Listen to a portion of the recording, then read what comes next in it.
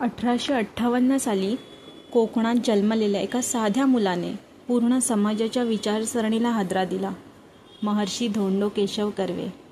तेव्हा विधवा स्त्रिया शिक्षणापासून, आयुष्यापासून दूर होत्या, पण कर्वे गुरुजींनी त्यासाठी उभं राहायचं ठरवलं. स्वतः एका विधवेशी विवाह केला आणि स्त्रियांसाठी भारतातलं पहिलं विद्यापीठ सुरू केलं.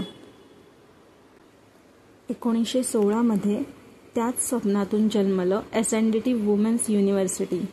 त्या काळी श्रीमती नातीबाई ठाकरसी यांच्या मदतीने ही क्रांती शक्य झाली आणि हजारो महिलांना नवं आयुष्य मिळालं.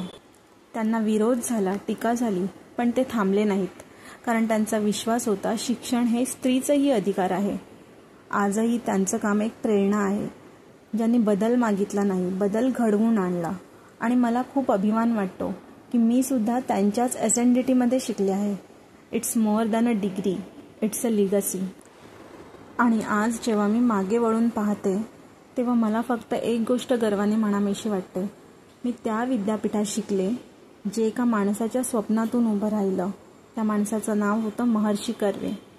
It's not just education, it's a part of a powerful legacy.